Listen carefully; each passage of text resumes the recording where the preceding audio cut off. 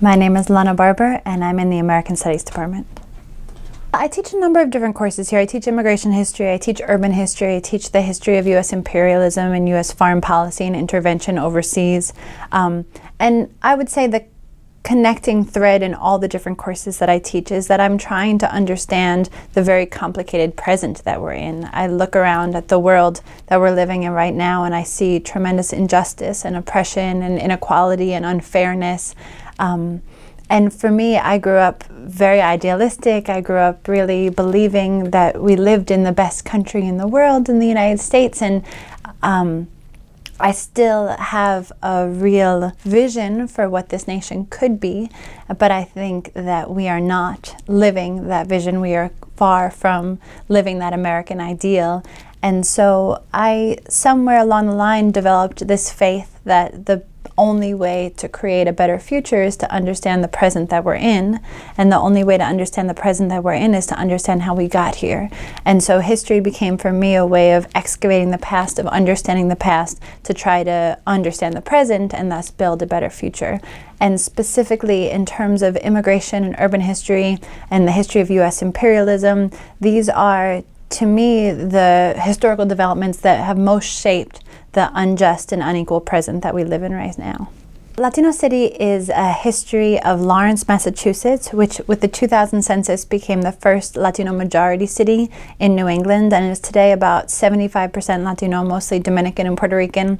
And by 2000 it had also become the poorest city in the state and one of the poorest cities in the nation.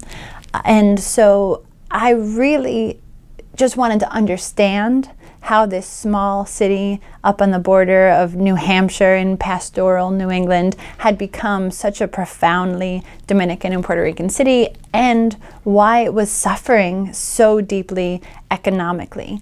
And as I went to graduate school and I started to understand the history of the impact that suburbanization and deindustrialization had on American cities in the what we call the urban crisis era, the 1960s, the early 1990s, it became clear to me that Lawrence had suffered exactly that the impact of white flight, of suburban industrialization, of suburban retail development had tremendously devastated Lawrence's economy. And so Lawrence illustrated this larger national trend of disinvestment and segregation in American inner cities quite cleanly. It's a real clean narrative of urban crisis.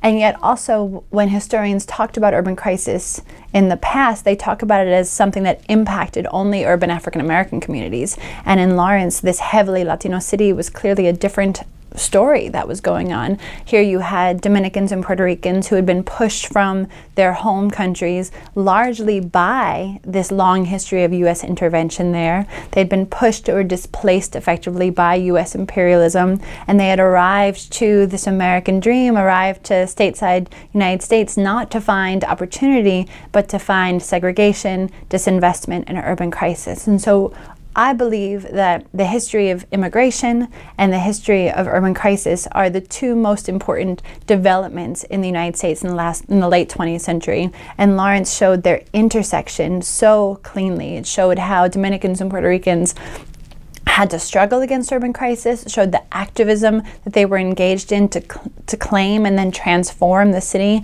the way that their work and their vitality and their resources really saved Lawrence in a number of ways. And so it was a story that cleanly defined the arc of these larger historical transformations. The stigma that the city's poverty has generated, that if you go to the surrounding area, people sneer at Lawrence. And so that gap between this larger stigma of, oh, why Lawrence, ooh, Lawrence, and the reality of the transformations and the inspiration and the activism and the organizing and the commitment that I saw in Lawrence, I wanted to address that gap, that the story that people tell about Lawrence is a overwhelmingly negative one, but the reality that I saw in Lawrence was an overwhelmingly positive one, and I wanted to correct that.